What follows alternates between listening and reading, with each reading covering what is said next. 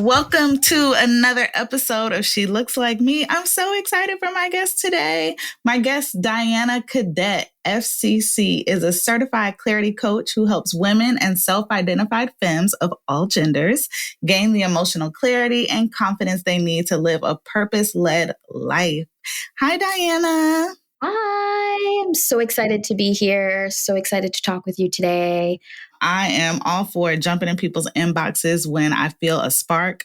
For me, that was exactly how we met. But before I talk about how we got here to today's chat, I want to know what is bringing you joy these days. I would say reconnecting or connecting with friends, new and old. I say that because, as you know, the last time we spoke, I was in France and I was there for a month and I came back and had a bit of the post-travel blues. And then on top of winter showing up at my doorstep, I'm in Canada, so winter's no joke here. And it took me a while to get out of a funk. And the past couple of weeks have just been me finally like getting back out into the world, connecting with people and reminding myself that like this fills my cup. I have to remind myself to do that when I'm at home because I love to be on the go as well. So I have to remind myself, like when I'm at home, like you have people at home too. You have a life at home. You have places to be that you love at home. So let's enjoy that while we're here. How we got here today. Okay, so I was actually sitting in on one of Dayana's talks with the organization Creative Morning. I don't know how I got affiliated or started getting into the Creative Morning talks, but I've been watching them and kind of keeping up with them for years. And when was that talk? Like October, September? It must have been September. It would have been before I left for France. So you did that talk, and that talk was the stories we tell ourselves. And so for me, I wanted to add on the stories we tell ourselves about ourselves, right? Because it was essentially the same thing. But for me, it's really looking at ourselves and looking at the things that we have either internalized from outside forces or things that we've made up in our own minds. And 9 times out of 10, it is things that we've made up in our own minds. And so the fact that you spoke on this subject, I just loved it. And so I was like, yes, I need Dayana to come on the podcast and talk about it so that we can really get into it and start to break down, like, how do we do better? Before we get into how to do that, I want to talk about how you got here, like where you were in your journey, where things were for you, where you felt like you needed to maybe assess this for yourself. Because I know that a lot of times before we can go out into the world or before we do go out into the world and start talking about it with other people, we deal with it ourselves in private somewhere that's not so cute. So what did that look like for you? I think it was about 5 or 6 years ago and my life was really transitioning. I've been working for damn near my whole life. I was born and raised in Montreal, Canada, and I had just moved here to Toronto about 5 years prior to that time. You know, I was kind of coasting through life, getting whatever jobs I could get, but I always envisioned something more for myself. And that period of time is when everything I hoped for myself was slowly starting to come to fruition. You know, I was making good money. I was in a cool, innovative industry. I was working in tech at the time. I was in marketing. I was actually doing something with my degree somewhat, but I was still, you know, the me that I was used to being. And when that started to really shift was, you know, as people got to know me and reached out to me for different opportunities or asked me if I would ever do certain things like, you know, public speaking, things like that, my go-to response was always like, oh, like I'd love to, but I'm too shy. And it would usually stop there. Sometimes they might give me a look. And it wasn't until, you know, I had really built this core circle of friends that really knew me. And we all happened to work together at the same company. Every time they overheard me tell someone I was shy, like just roasted me. Like, girl, what are you talking about? And at first I like laughed it off. And I was like, I mean, you know, good on me for like, I try not to project it too much so you don't know, but this is a real thing. And they're like, are you sure? Like, that's what it is though? Like, cause like, you know, once you get out there, like you're out there, you know? And I was like, okay. And then, so after a while, I just stopped kind of combating it or brushing it off and really took a second to like think about it and be like, maybe there's something to that, right? Cause I'm a strong believer in like, listen to what people are telling you.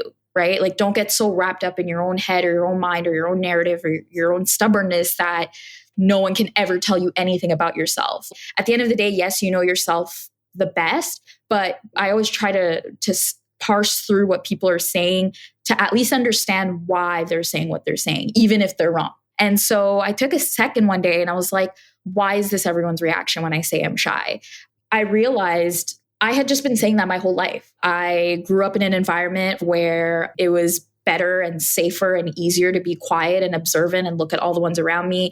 I grew up in an environment with a lot of chaos. So again, for safety, it was easier for me to just sit back and observe and move from there.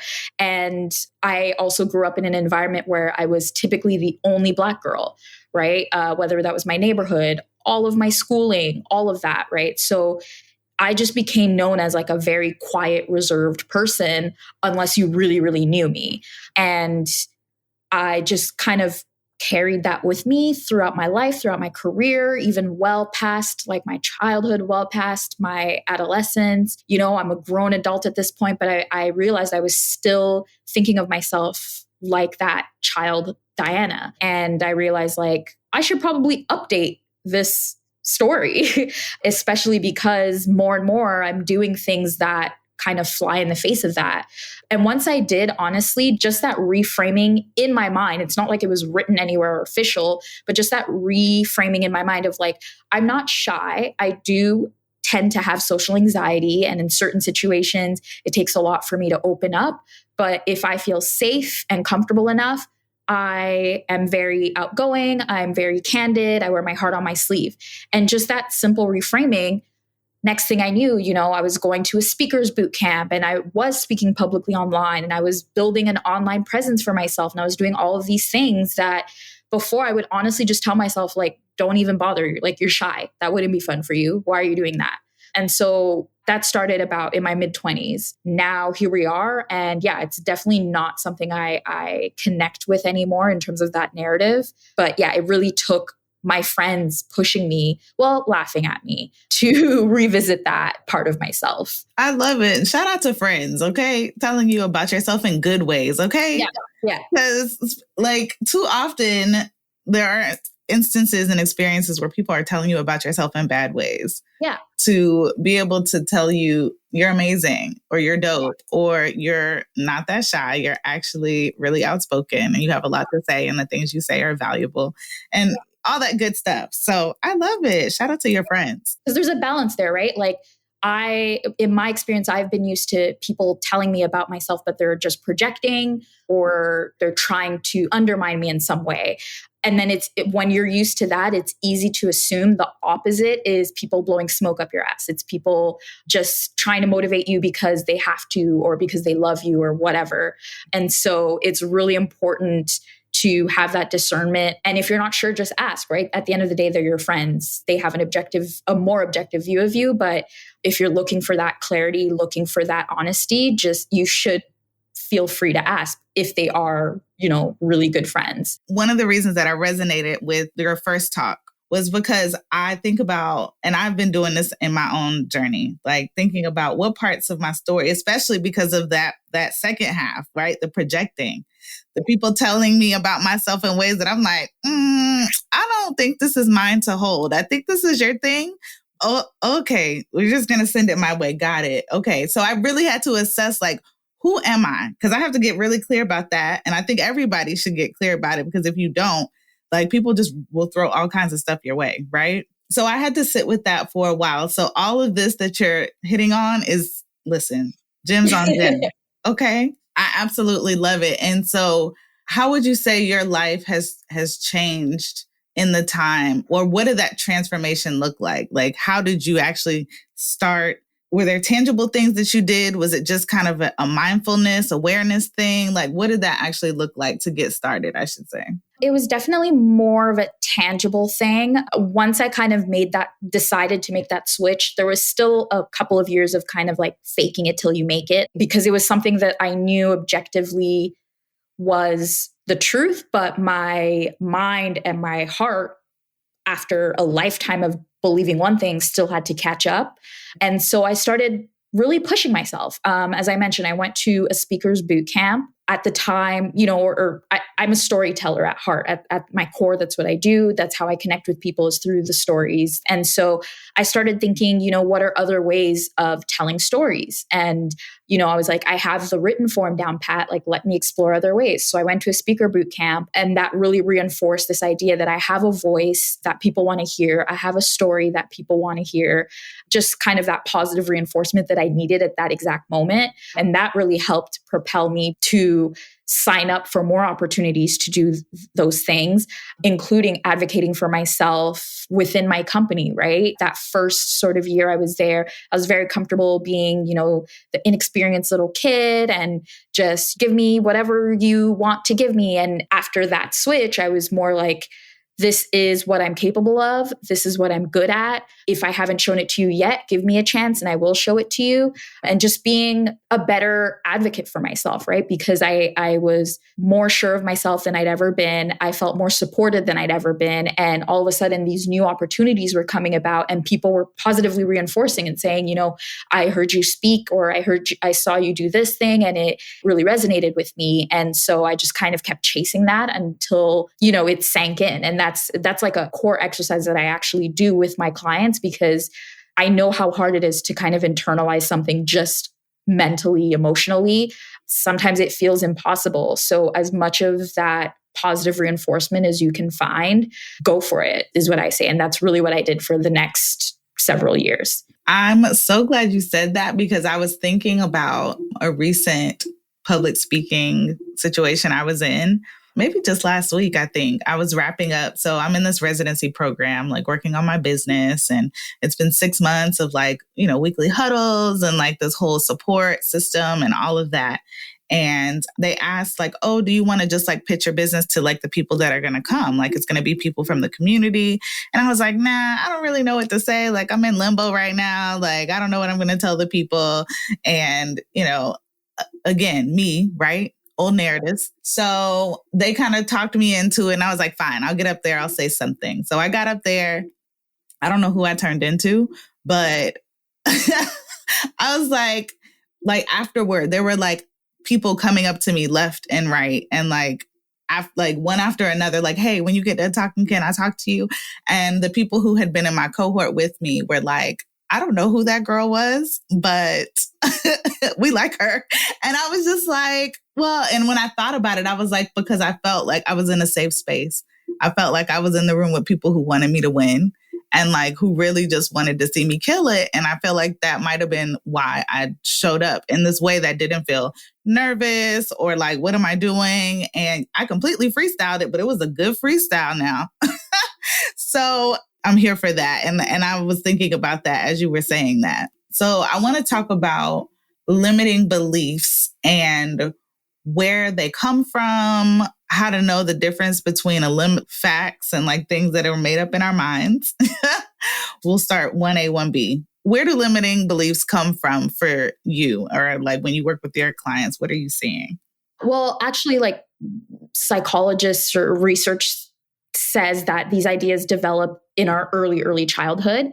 And basically, if they aren't unlearned, they follow us through our lifetime. So it took me looking back at my entire childhood to kind of realize the thread that was kind of following me through well into adulthood, right? It has to do with your upbringing. It has to do with how heard and seen and supported you felt by your immediate family members, by your community, by your peers.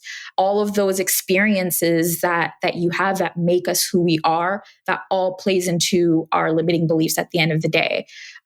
So if you are somewhere where if you grew up in an environment or were involved in a lot of activities where, you got negative reinforcement or you never got any sort of accolades, then you grow up to be an adult that feels like nothing is worth doing unless you suffer for it. You know what I mean? So it's kind of it just translates as you get older and manifests in different ways. But yeah, because it starts off when we're so young, it's built into our psyche, which is why it takes years to unlearn. It could take a lifetime, but once you know what to look for and once you know where it stems from, it's a lot easier to tackle, because if not, it's just this passive thing that over time we just accept as fact. Whatever those beliefs are, whatever that voice is telling you. My big thing with my clients is like confronting that voice. One of my clients calls it cognitive confrontations. And I think it's so important because otherwise it's just a voice that's always been with you your whole life. You have no reason to question it or question its motives or question who it is or where it's from. You just assume, well, it's a voice I'm hearing. It must be my voice. And it's like, it's kind of not. I completely agree. And so I've actually done a couple of different exercises. So with my therapist, I remember when I first started going to her, she asked me to write down my life story. That was the assignment. There were no parameters. It was like, she didn't say to turn in one page, an essay, a paragraph, nothing. And she says she's gotten everything from like a Post-it note to like full on pages. I'm on the long-winded end, so I definitely gave her a full situation. When I think about the lens through which I told her my story, it was really through like all of my sorrow and like all of the like negative things that happened to me. And really it was so we could work all that stuff out. Like I needed her to know like the pivotal moments. But I think in that, I'm like, damn, if that's how I'm holding my story as a way to tell a complete stranger, like, you know, granted a therapist, somebody who I'm wanting to work through these things, like even still, I think there were a lot of great things that I probably left out.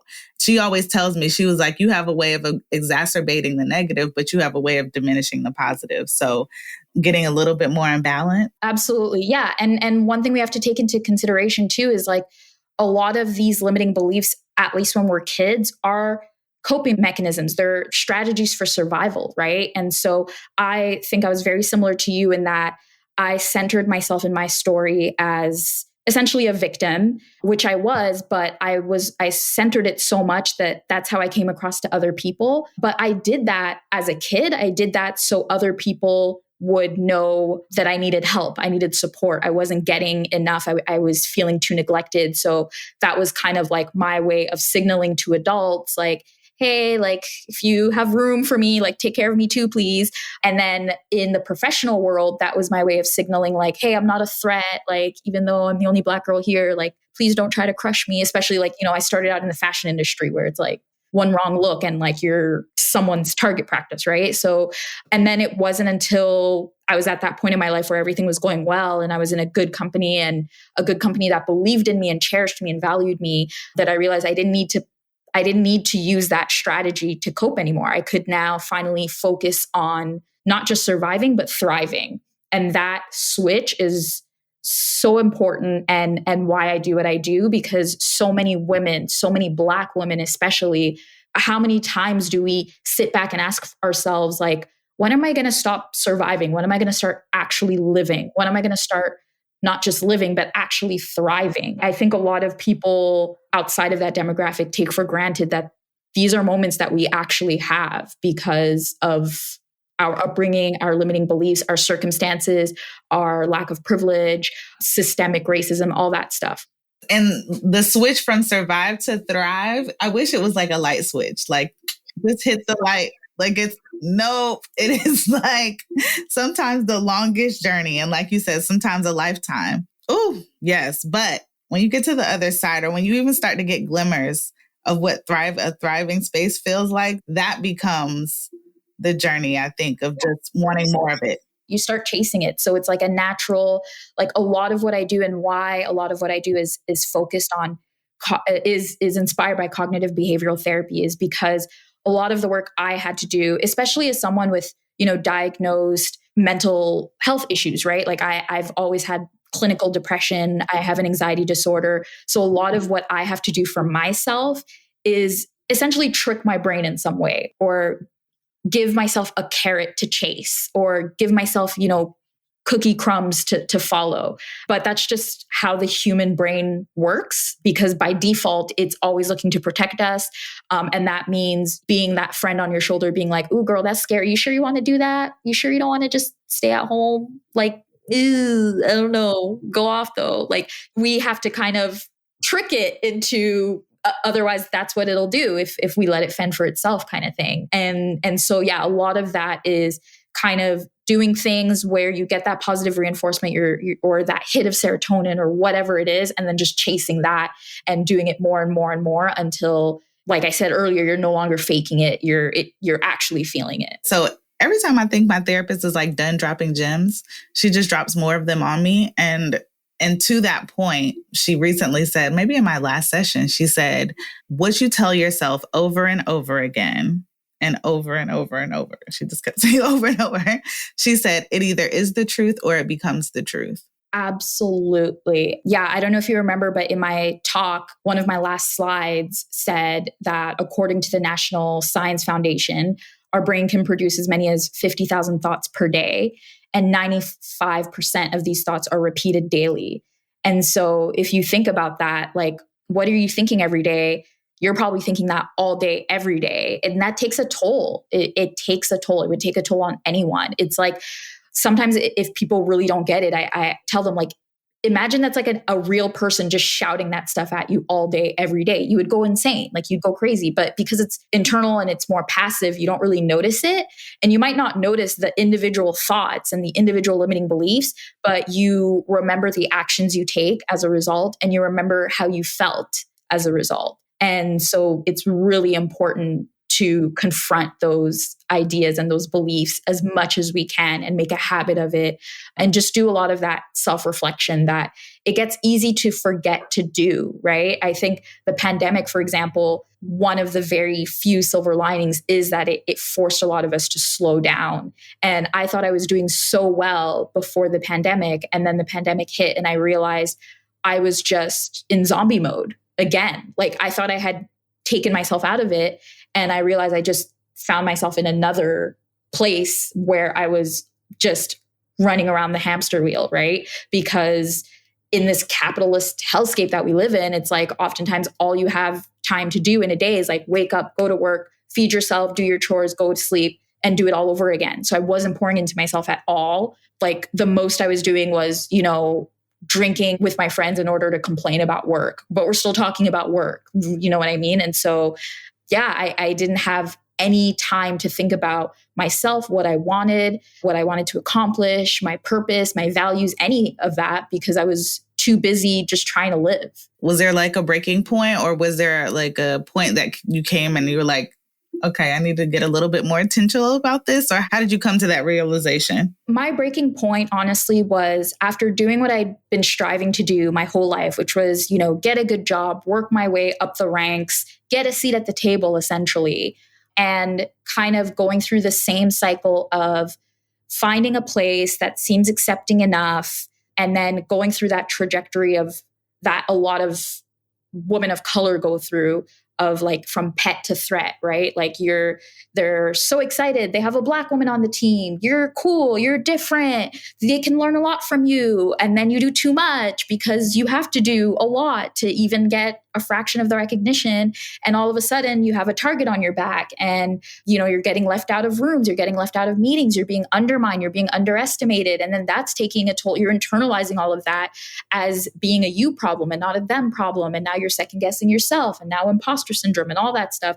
And just going through that cycle over and over again, I was like, I've been working for 15 years. Like, how much, like, and retirement age is when? And I'm only 30 and I'm exhausted and I have to do this for another 30. Like, I was like, no, the math isn't mathing. No, like, I can't do this. And I just had a full and utter and complete burnout, mental breakdown, ended up on sick leave.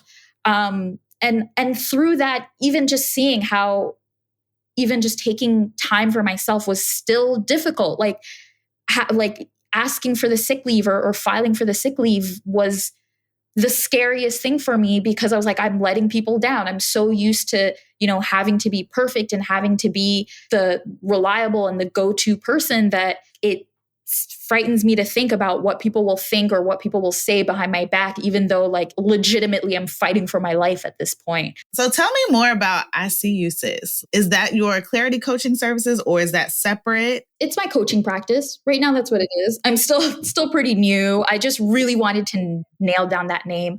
Actually, it started as an Instagram page that I started around the pandemic to kind of I wanted it to be a safe space because, again, at the time I was really lonely and I was going through, I've lived on my own for most of my life. And so I'm going through this pandemic. I don't feel safe going outside. I live alone. All I have is my dog.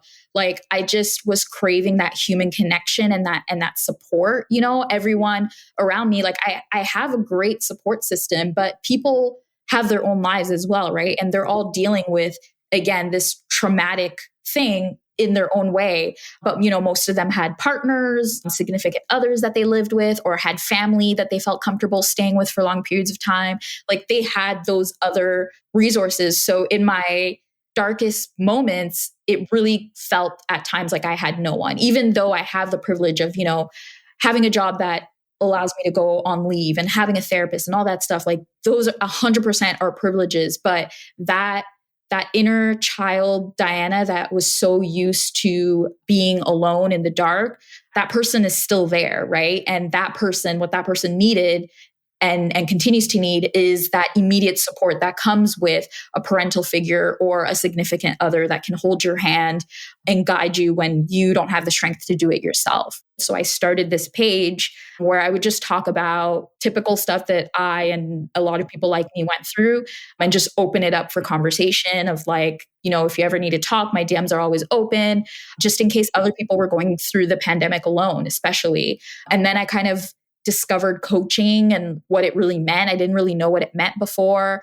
And that sounded a lot like what I wanted to do. And then I went through and got my coaching certification. And then I See You Sis just became that, because I felt like as a tagline, it really honed in on what I wanted to do and provide with my services. So what does clarity coaching look like? If we're sitting in front of somebody who needs Dayana's services, or I'm listening to this and I'm like, this sounds cool, but I don't know if that's for me. Like, I think I got some clarity, but we good. Or, and then there are people who are definitely like, I have no clarity, but like, can we just clarify what's within these services? What does that look like? Yeah, absolutely. So I focus on helping women and femmes gain emotional clarity, because I find that's where it starts, right? Remember when I said in my journey, once I, recovered physically, which is always the most important in the short term, I started looking for that emotional clarity. And what that means is that self-reflection, right? That confronting yourself and actually taking a moment to intentionally evaluate who you are, what you want your impact to be on this life, what you hope to gain from whatever you're doing, what your values are, and how that aligns with what you're doing. And if it doesn't align, why is that? Just kind of taking stock of who you are as a person and what you want. It sounds easy, but so many of us don't do it. We either don't have the time, or we don't really realize we're not doing it, or we do it in a really, for the most part, my clients, what I've noticed is we do it in a very superficial way. Like when I ask people, what are your values? Let's start there, because knowing your values and having them be at the core of everything you do, it acts as a compass, right? Once you know your values, then you know what is for you and what's not for you.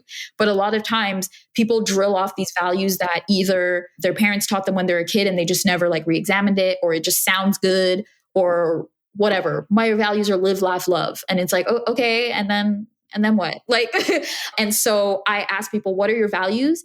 Explain where they came from, why they are what they mean, like go into depth. And so with my coaching, I focus on that emotional clarity first. So people really understand where they're coming from, why they are who they are. And this is just really helpful for people who are in transition, or people who just overall just don't feel confident in who they are or what they're doing. They're battling imposter syndrome or negative self-talk, low self-esteem, that kind of thing. Or just people who feel in a rut, people who are like, I was once that girl, but I feel like a shell of my former self, and I don't know where to go from here. And that where to go from here is key. And that's why I think emotional clarity acts as a compass, because it really provides you a direction. How would somebody get in touch with you? Like, what is coming up? Like, what do people need to know about? Yeah, absolutely. The easiest way to find me in all my channels is to go on my website, icusis.co. So ISEEYOUSIS.co, or DayanaCadet.com. You can also find my coaching and all that stuff there as well. And what's coming up? Probably a couple of more workshops. I'm just kind of leaving myself open to 2022, to be honest. I spent most of this year just building a community that I love and connecting with other incredible people with their own amazing communities. And I'm just leaving myself open for 2022. Coaching sessions, whether it's retainer, whether you want to do my 8-week program, whether you want to do just one-on-ones, whatever it is, just reach out to me, and we'll figure it out. I'm definitely all about accessibility, all about meeting people where they are. So I believe my prices are on my website, but if that is ever a hindrance, especially, as a woman of color, as Black women, I know how hard we're hit with this bullshit, especially with the pandemic and stuff. So definitely open for discussion there. I just want to say thank you so much. This has been awesome. And yes, I look forward. Hopefully we could do this again. Absolutely. Look forward to it. Dayana, I really want to say thank you so much for sharing your journey with us, especially as it relates to the process of improving the narrative you once held about yourself so you could be all that you're meant to and capable of in this world. I relate to your story in more ways than you know, and I'm sure those listening do as well. And so I just thank you for sharing your wisdom and knowledge so that we might all take a moment to consider what stories or perspectives about ourselves are old, outdated, and just plain not accurate, so that we can instead lean into the greatness that we uniquely possess and let that energy lead the way. If emotional clarity is something that would be helpful to you based on where you are in your path, which is basically all of us, Dayana is definitely a great resource to have in your corner. So be sure to check out her website, ICUSIS.co, or you can find her on Instagram at I.C.U.sis. My hope for you as we wrap up this conversation is that you begin or continue to break up with all the parts of your story that are not helpful to the version of yourself that you want to show up as in the world, and replace that with the dope aspects of who you are and are growing into. As someone once told me, trust your dope. That's it. That's all. I appreciate you for listening. This is She Looks Like Me.